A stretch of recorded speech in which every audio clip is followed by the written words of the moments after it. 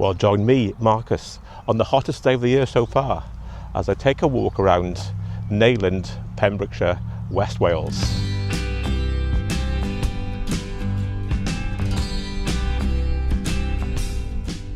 Well, before I start, a bit of background. Why Neyland? Well, I've been invited down in this walk by a local, James Tyler, who lives and works in the area. I think he works for Barrett Media and he's a campaigner for people with learning disabilities. Well, James contacted me a few months ago and said come down to do a walk, but it's a few hours drive from Porthcawl. But this week I'm staying in Bluestone, the holiday park, which is only about 25 minutes drive away. So I've taken the opportunity to come down and join him and look at this weather. It's the sunniest and hottest day of the year so far.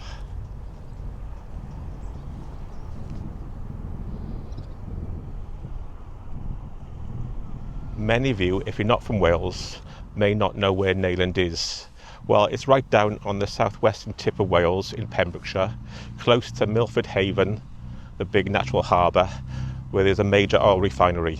And the route, well, I don't know how long the walk's going to be, what route he's going to take me on. So at the end, I'll let you know the distance, and obviously I'll record the map on the way, and I'll put a link to that in the description below. While I'm waiting for James to turn up, I'm actually a bit early at the moment, I'll let you know where we're starting the walk, and it's here at Brunel Quay car park, and that should give you a clue.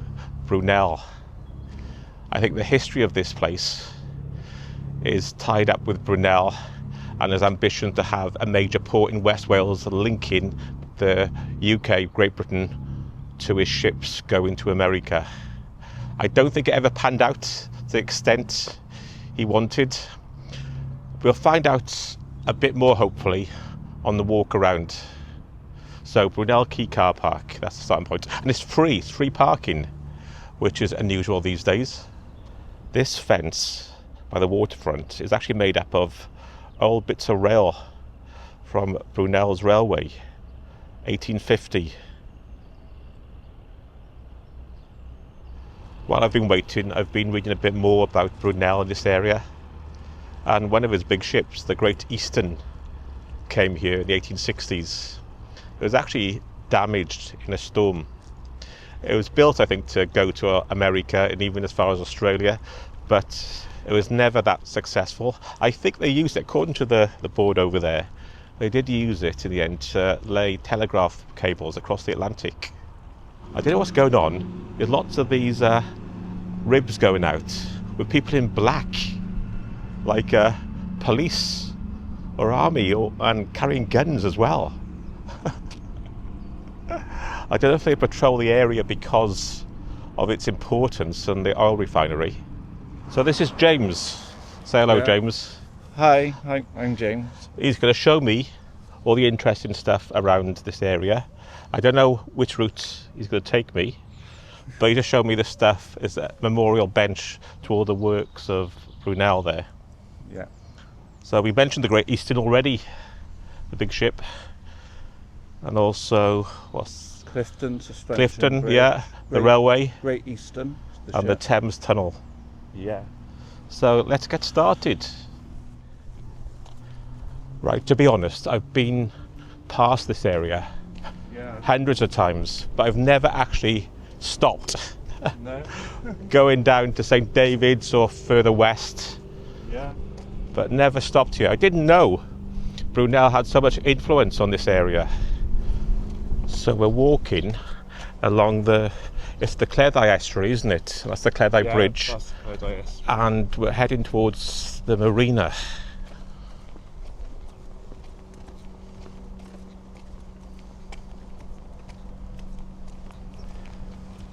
It is quite a busy little marina, especially this time of year at the start of the season. Neyland Fish Market and Ice Factory, opened 1908. There's not a cloud in the sky. It's already 20-something degrees as well. I didn't realise this marina was so nice.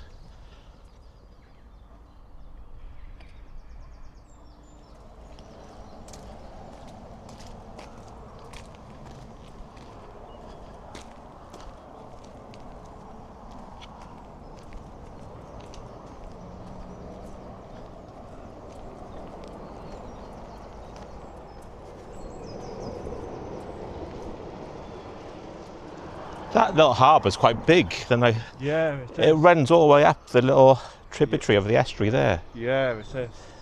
That runs all the way up to Haverfordwest. That does. Is it this part here? There's like a weir over there as It well. was once well known for shipbuilding, Mm.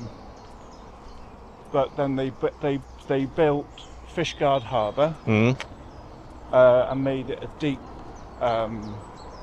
harbour. Yeah, so the bigger ships can get in. So then Neyland basically lost business here. They had lots of ships going out to all different countries. Yeah, you saw to Ireland as well as Yeah. the base for transatlantic. Yeah.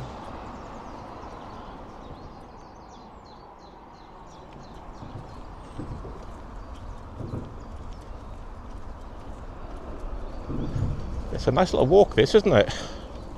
Especially today, though. Yeah. And it's always sunny in Wales. We just pretend it rains all the time. The weather's like this all year round. Yeah. We just keep definitely. it a secret.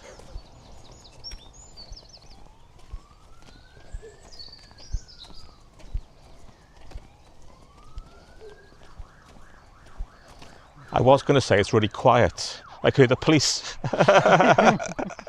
Have you done anything? No, I haven't.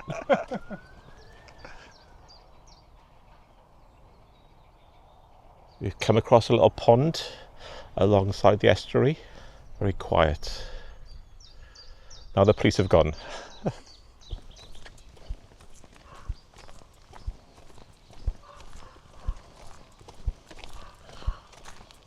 So we're still following the inlet now. Like I said, it's all overgrown, it's all reeds in the water. So now we're going to go off the path up this little country lane here, which looks like a hill. You said there was no hills. Oh, Yeah. Oh, I think that was the last. Oh, okay. So we're going up a hill.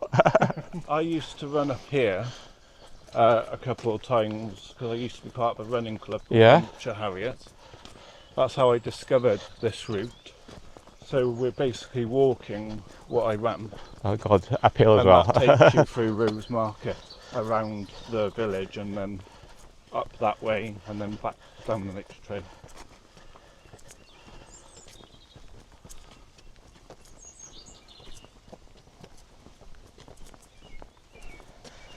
Excuse all the panting. Oh, it wasn't that bad. We're getting to the top now.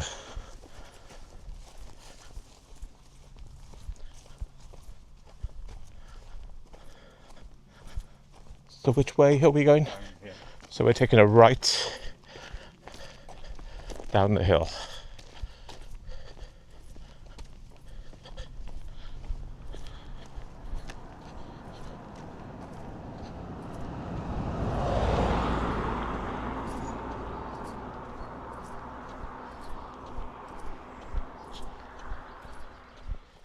Although we're walking along the road, it's not a busy road, and it's 11 o'clock on a weekday, so it's not very busy. There was a stream. We're coming up to an old, is it an old railway bridge, or is That part of where the nature trail goes, we'll cross that way. yeah, you can see it's not in use. I saw some cyclists going along the top.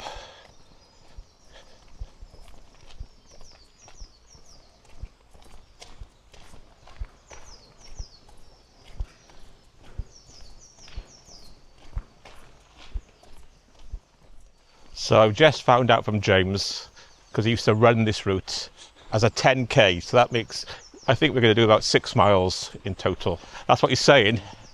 I don't know whether to believe him or not. Coming up to Rose Market.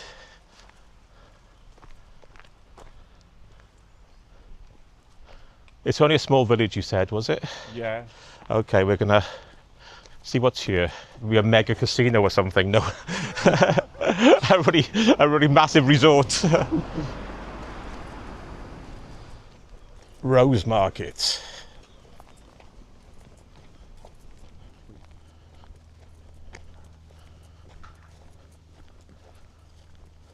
I don't know if you can see the signposts. The road distance to Neyland was 1.5 miles. Rose Market Church. And there's the extension to the cemetery in a field across the road from the church. Well, we walked to Rose Market, a pretty little village, and James was saying there's a lot of graveyards in the area. So I think it's also known Rose Market, or the Village of Death. I think they chose Rose Market because it's far more user-friendly than the Village of Death. Okay, tell me, could you live in a village like this? It's nice and peaceful, but I think I could get a bit bored. What about you? Do you live in a village? I think, yes. I rely a lot on buses. Oh, It's okay. not a good bus service. So Yeah, I think it depends on the village. Yeah. Some villages have still got pubs and a community, as some are just dead. So we're taking this little road to cut the corner.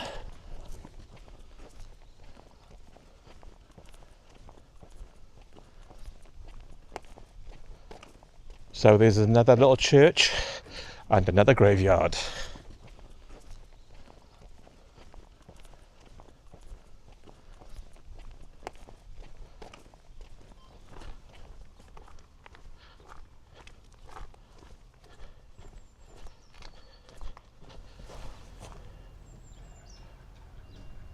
So we're going back down through the village to join the nature trail again. Join the nature trail again. Is that the bridge we saw? Yeah.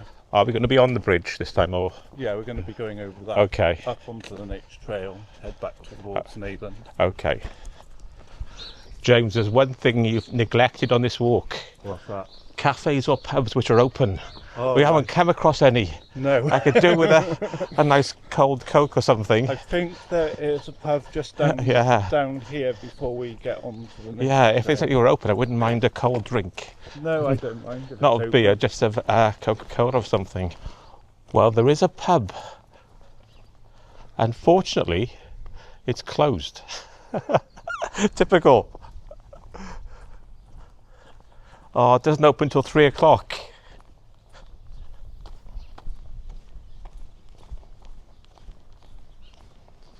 So we left the village, going back down towards the nature trail.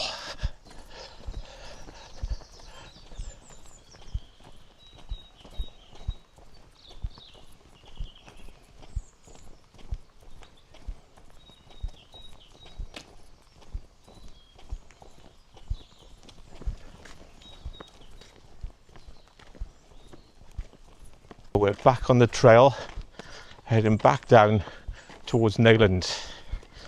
No pub. No. So I'm going to treat him to a nice drink down Neyland Marina. That's for me. Is there any place open down there? Yeah, the place by where we are is usually open. Where we Oh, yeah. okay, because the place we walked past, that actually said closed on the 30th of... Oh, yeah. So I don't know if it's closed today, because today's the last day of April.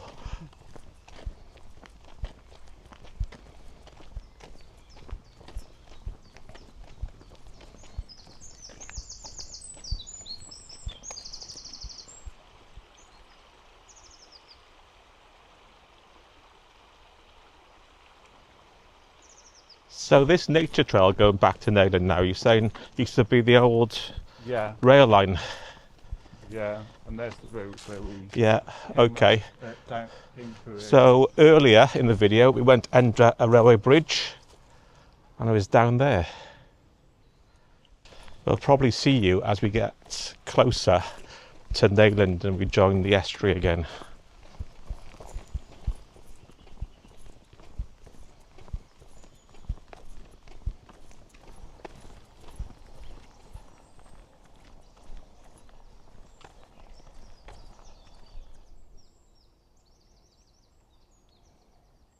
We're back on the path, the one we walked up on, and this part of the water is fresh water apparently. It used to be tidal, no longer tidal. They built some dams years ago. I don't know if you can see it on camera, but there's a swan blocking our way. Is he going to demand seed for us to pass? Oh, he's off now. You get mugged by a swan in Neyland. Hello, swan. Don't worry. We're not going to mug you. Oh, listen to him. Nasty thing. Just be friendly walking past. So you can see the bank in there, the dam between the fresh water and the seawater.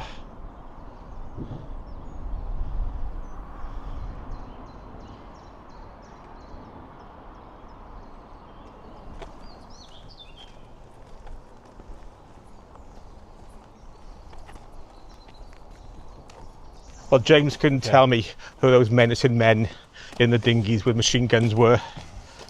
I don't really know, because I haven't really noticed that before, but I do know you've got Castle Martin not far away. Yeah.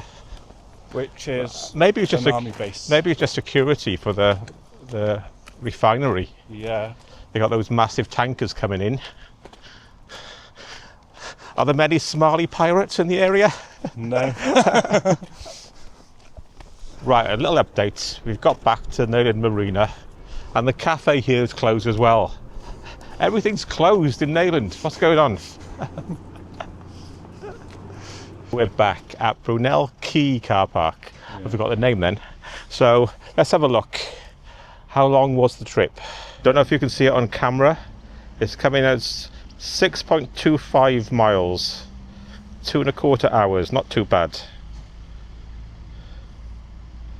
But before I go, thanks to James for showing me the routes around Neyland and also supplying the weather. Yeah. I paid a lot of money. Yeah. So I'll see you on another walk very shortly. And remember, keep walking. Bye.